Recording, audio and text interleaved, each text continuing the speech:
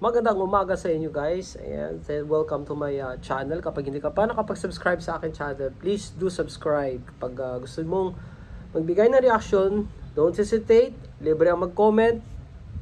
Kayo nang bahala. Okay guys, for today's video guys, pag-uusapan natin itong kaso ni, hindi kaso pala, yung scandal na kinabibilangan ni Yulin Castro. No? So far, ang dami na natin nakita sa social media na kinokondem siya sa kanyang ginawa, no?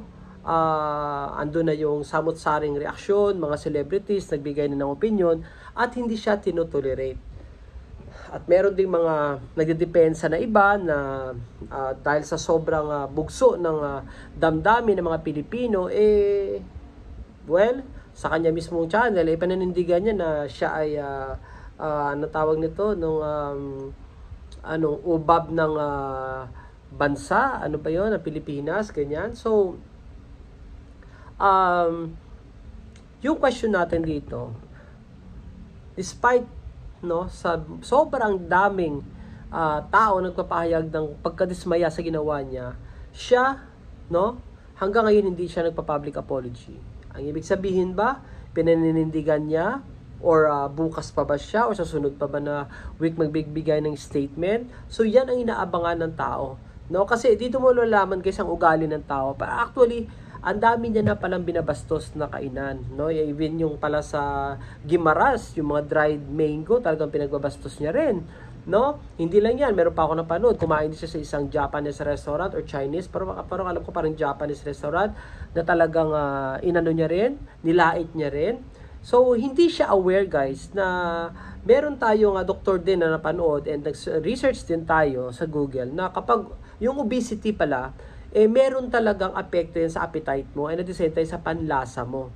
So, pag majuba ka na, kailangan guys, pag example, kumain ka ng isang dessert, pagkain mo ng gano'n na matamis, kailangan yung susunod mo kakainin matamis at patamis at patamis para yung lasa mo na maintain. Pero pag kinain mo yung matamis, tapos same level lang, ang next mo nakakainin, wala na yung lasa. Kasi sa yung taba mo nga guys, kailangan mo ng mas mataas na sugar, mas mataas na panlasa. So, hindi siya aware siguro doon. Kaya, halos lahat na pinupuntahan niya, kung hindi siya nililibre, meron siyang nasasabi. Pero pag libre yung restaurant na pinuntahan niya or 50% off, sarap na sarap siya, di ba? So meron ako napanood na ganyan. So anyway, feeling entitled siya talaga kapag hindi siya nag-public apology, no? And masisira siya. Masisira siya dahil sa kanyang ugali, no? At meron pa tayong mga napapanood na hindi pa natin ipapalabas, no?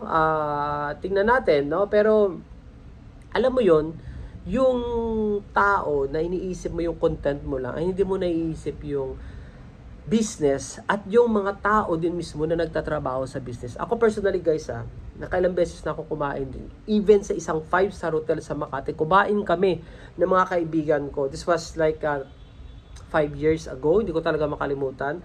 Dahil 5-star hotel at may order kami tinolang manok. Okay? So, ang ganda na lagayan, ganyan. Alam mo yung lasa, guys. Tinginan kami, 5 kami. Anong lasa nito? Parang ang sarap pa magkain sa karinderya na sobrang mahal. And yet, hindi natin na vinlog. Wala nang kailangan i-post, yung ganyan. Nasa inyo na lang yun Nasa inyo na lang yun. And then, kumain din ako sa somewhere in Marikina. No? Meron doon sinerve sa akin yung inihaw na bangos. Alam nyo guys, pagkain ko talagang may amoy na, mabaho na. Ibig sabihin, parang ininit lang siguro yung isda na yon. Tapos, meron pang bulalo. Yung bulalo din, ganun din, luma na yung karne. Alam mo, ang ginawa ko, binlog ko siya. Binlog ko, kunyari, ganyan. Pero after that, naisip ko, pag pinost ko to, baka masisira yung business nila at kawawa naman yung mga nagtatrabaho. So, hindi ko pinost, no? Ang ginawa ko na, alam nyo ba, yung ulam na yun, hindi ko talaga binawasan. Umalis ako, binayaran ko. Umalis lang ako. Di ba? At least doon, may kasabihan nga, action speaks louder than words. So pag nakita ng waiter, bakit kaya hindi ginalaw ito? Aamuyin 'yun. Kaya pala, o di ba? So at least yung guilt, no, nasa kanila, hindi na sa akin. At least ako, ginawa ko yung part ko, no? Kahit nga tawagin ko yung waiter na mag-complain ako, hindi ko na nga ginawa kasi parang ayoko yung confrontational, no, na moments, di ba? So, hinayaan ko na lang. Yun yung iniisip mo muna, yung kapakanan din ng iba bago yung sa sarili mo. Although, hindi naman ibig sabihin, sabi nga ni OG Diaz, hindi ibig sabihin na nagbayad ka na, kaya mo nang apak-apakan yung business ng ibang tao, di ba?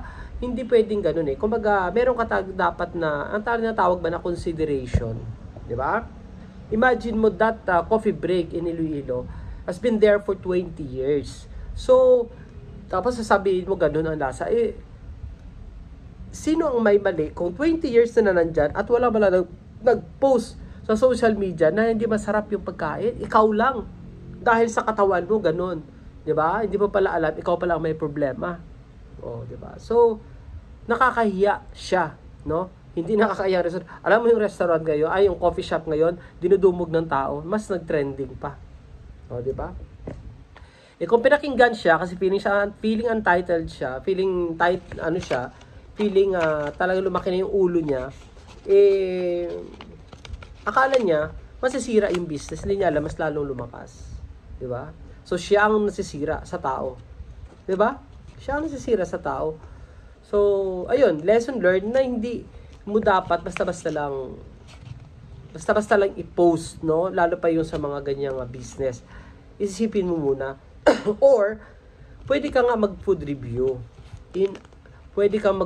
Walang problema yun. Pero gamitin mo yung tama na pag-food review.